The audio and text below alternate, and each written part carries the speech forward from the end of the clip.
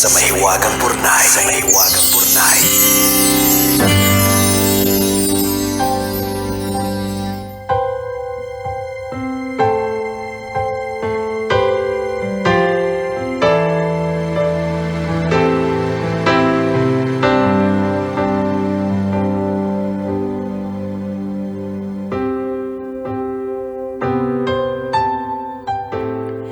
Dear kumikinang na tambalang Nicole Yala at Diego Bandido.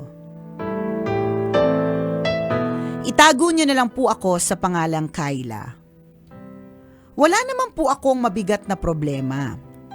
Napasulat lang ako para magbahagi ng kilig sa mundong minsan ay mapanakit. Gusto ko po kasing i-share yung feeling ng minamahal ng sobra. At sana din nakikinig siya. Ganito po kasi, magkasama kami ng boyfriend ko sa bahay. Pareho kaming may trabaho, pumapasok ako araw-araw sa office habang siya naman work from home. Pareho kaming may laban araw-araw pero kagabi, doon ko nakita kung paano niya pinipiling maging pahinga ko. Pag-uwi ko kasi, ubus na ako. Yung tipong kahit huminga parang nakakapagod. Gusto ko na lang humiga at tumahimik. Pero pagpasok ko pa lang ng bahay, ang ayos-ayos na ng lahat. Malinis. At pagdating ko pa sa kusina, nakahain na yung hapunan namin. Nakahanda na yung pantulog ko. Maayos na nakatiklop, malapit sa banyo. Tahimik lang si boyfriend. Tahimik magmahal, pero tagos hanggang buto. Kinabukasan, nauna pa siyang gumising sa akin. Pagmulat ng mata ko, handa na yung almusal. Hinatid niya pa ako sa opisina kahit alam kong babalik pa siya para magtrabaho. Hindi niya ako pinapabayaan kahit alam kong pagod din siya. Pagdating ng lunch break, binuksan ko yung lunchbox ko. Adobo yung ulam. May nakalagay na maliit na note sa ibabaw ng lunchbox. Masarap yan kahit hindi mo initin. Alam kong sira ang microwave niyo. Doon ako naiyak. Sa dami ng iniisip namin sa araw-araw, sa dami ng pagod, sa dami ng responsibilidad, naalala niya yung maliit na detalye na yon. Yung simpleng reklamo ko tungkol sa sirang microwave sa office, pinakinggan niya.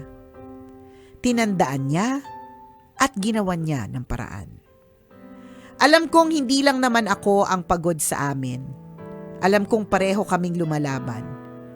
Pero salamat kasi sa gitna ng pagod, may isang taong hindi ko lang kasama sa hirap, kung hindi, pahinga ko rin.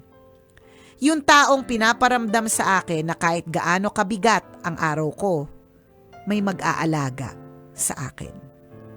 Meron akong uuwian, meron akong tahanan. Salamat po sa pagbasa ng sulat ko. Sana tulad ng nakagawian niya, nakikinig ang boyfriend ko ngayon. Hindi ko man siya pinangalanan, kapag napakinggan niya ito, alam niyang siya ang tinutukoy ko. Ang inyong kumikinang na tagapakinig, Kayla. Kayla, sa kwento mo maraming napapasana all. Sana all. Pero alam niyo po mga kabisyo, maraming ganyan ha, na hindi sila loud on social media. Yung mga gestures nila are not grand gestures like big bouquet of roses o kaya yung dadalhin ka sa mga ita-travel ka, ganon. Marami ang ganyan na hindi lang nating mga kababaihan napapansin. Kung halimbawa nandito tayo sa kalagayan nitong kabisya nating ito, no, sa kanyang nakakakilig na situation. A lot of us don't realize that our partners actually have big movements. Yeah. Na dahil ano lang siya, parang ordinary na ginagawa, paghatid, paghanda ng ng damit, ganyan, pag-alala ng chismis sa opisina, 'di ba? Yung mga ganyan. But these are actually the big things. Hindi man ito kasing grand talaga ng mga bonggacious na ginagaluhan ng kotse, Totoo. nag-travel sa ganitong lugar, ganyan, 'di ba? Pero yung mga ganyang klase mga bagay na nagiging dahilan ng iyong pagpatuloy sa buhay, na lumalaban ka, Tama. 'di ba? Are actually the big things. Oo, kasi kung minsan kung bakit hindi natin nakikita yan, para nabablind tayo sa mga ganyan dahil yung utak natin was trained na nakikita natin sa social media na eto binigyan ng malaking correct, bouquet, bulaklak. Pinunta, nag-abroad. Totoo yan. Kaya yung mga small details na ginagawa ng mga partners natin, hindi natin na-appreciate because of that. Alam mo, sa totoo lang, yung sinabi mo yung tungkol dun sa, hindi na kailangan initin kasi alam ko sira yung microwave. Kumirot yung puso ko nun na parang, alam, ano yun, tinandaan niya. I mean, napakaliit ng detalyeng sira yung microwave eh. Or, ibig sabihin, he actually truly listens. Alam mo, ganun yung maganda kapag meron tayong mga partners. So, actually listen to yan us. ang pinaka-importante sa lahat. Oo, yung may nakikinig sila. Correct. Hindi yung nagsasalita. Oo. Yung meron nakikinig. Kasi minsan kailangan may makinig lang talaga Yes, sa mga rants natin, sa mga problema natin, di ba? Ganun. O, di ikaw na. Oo. Kilig-kilig pa more. Loud and clear na narinig ng puso ng partner mo yung pagkunot ng noo mo. Correct. Kahit wala minsan wala kang sinasabi. Yung bigat ng yapak mo, nararamdaman ng partner mo. Kaya good job. Oo, galing. Happy for you na ganyan ang naging partner mo at naway hindi na lang ito maging mag-boyfriend, 'di ba? Kundi eventually grow into something bigger. Para ma-bless kayo kasi ikaw sa kwento mo dito sa amin na based lang sa kwento mo, parang ano pa bang hinihintay mo?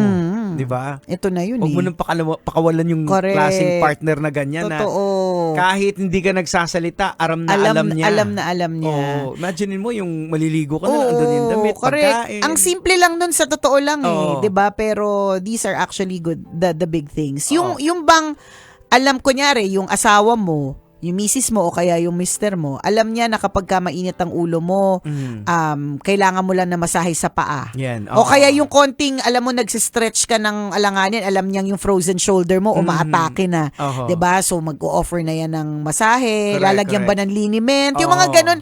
Actually, mga maliliit na bagay, pero malalaking bagay talaga sila. Yung alam niya pag mainit yung ulo mo, may stress ka, dadalhin niya yung kwento doon sa interested ka sa isang bagay. Correct, totoo. Para ma-divert. Oo. 'Di ba? Yung mga ganyan. Tulad nung yaman din lamang na actually birthday ng anak ko today. So si Princess is celebrating her 13th birthday. Happy birthday, my love. Birthday. And on the occasion of her 13th birthday, she's launching a book today. Wow. So Congrats. we hope na hindi ko kasi hawak yung kopya, but we hope that you will support the book kung mapag-isipan talaga naming i-out siya sa public. Kasi right now, it's a private book launch, no?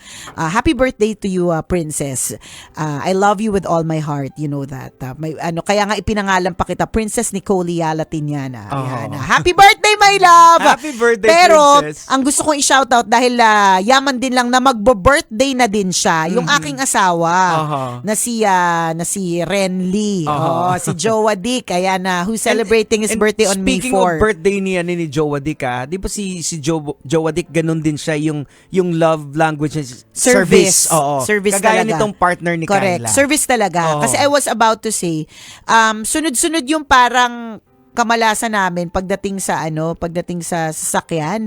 Parang sunod-sunod kami na fa-flatan. Maski yung pinakabago namin sasakyan, biglang hindi namin maintindihan na flat. Basta magkakasunod siyang araw. Baka may inggit lang dyan sa lugar ninyo. Feeling ko lang din. Lagi mong tatandaan na kapag ka ikaw ay nagtatagumpay, may naiinggit na kapitbahay. May tagatusok pala. May tagatusok. May tagatusok nung pin. 'Di ba? So, ang ginawa niya, di pagod na pagod kaming lahat kasi syempre ang hassle, 'di ba, pag na-flatan. Sobra. So yung namin, yung lakad namin nagulo, basta lahat ganon. So ang ginawa niya, nag-prepare siya ng tubig kasi believer siya ng ng salt, which is the universal it's a universal element, no. So naniniwala siya na na kapag inaalat ka, basta dapat yung maglalagay ka ng asin. Ano yan sinasabi daw nila. So, ang ginawa niya, pinuno niya yung balde ng tubig, ng drum namin. Pinuno niya na una, it has to be warm. So, naisip niya na warm, hindi pwedeng malamig kasi ang frozen shoulder, di ba? Tapos, ilagyan niya ng asin. Tapos, sabi niya, mag-wash na kayong lahat. Sabi niya sa amin. Tapos, sabi niya, ikaw, mami, mauna. Ang gagamitin na tubig, hindi galing sa shower, ha? Galing sa balde. Ayaw ko talaga galing sa balde. Pero dahil ako una, pumayag na ako. Kasi pag galing sa balde, lahat ng sabon doon na napupunta Ang labo na pagdating sa akin. So dahil nauna ako, sabi ko, sige, una ako. Sabi niya, kasi nilagyan ko yan ng asin.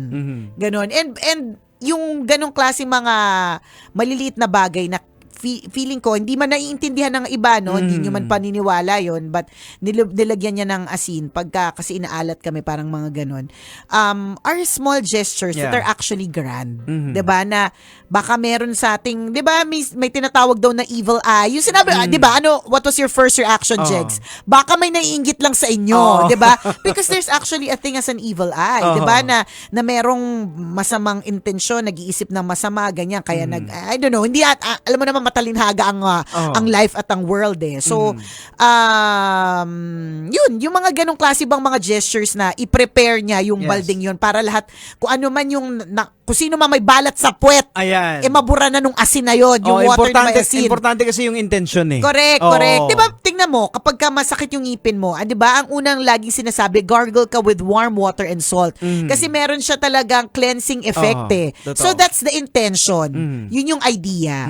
And 'di ba, parang para sa akin, these are grand gestures na pwede naman hindi niya gawin Pwede gawin niya lang sa sarili niya, 'di ba? Pero ginawa niya for all.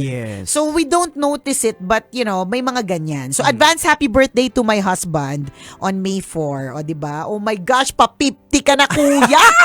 Ibig sabihin, pa-50 na din ako. Mas malapit na tayo sa 50 kaysa sa 40. But it is always a blessing to grow old. Yes, it is. Ayan. O siya, salamat ng marami. Naalala ko tuloy batiin yung mga dapat batiin dahil sa kwento mo. Ayan, salamat Kyla. Kyla, congratulations dahil bongga ang iyong jowa. Sana all daw. And lastly, Kyla, importante din na dapat ma-verbalize mo rin tong pag-appreciate sa kanya. Oo, correct. Kailangan mong sabihin sa kanya in person. Sayang nga hindi mo pinangalanan We would gladly give him a bonggacious shout out. Ayan. 'Di ba? Pero kung mga tahimik nga lang talaga si jowa, 'di ba? Ayaw niya ng mga grand na mga galawang kaya hindi mo na rin sinabi yung pangalan. Tama si Jegs. Don't forget to verbalize. Don't forget na to tell him na kung di man to niyan marinig, at least maririnig to sa, 'di ba? There are always ways to replay it. Sabi mo, para to sa kanya. Para to sa'yo. Tama. Sa'yo na bonggang ano man partner. pangalan mo. Correct. Ha? Good job. Good job. O siya, salamat na marami sa pagtutok sa amin. Hanggang Thank dito you. na lang po. Ang tambalang kumikinang muli. Ako pong kumikinang ulo, Diego Bandido. At akong kumikinang ina mo, Nicole Liala. Kailangan pa bang i-memorize yan? Basic! O siya, alis na po ako. Okay, bye. Exit na. Oo. Maghahanda pa tayo para sa birthday ng Tama. anak. Bye, everyone! Bye!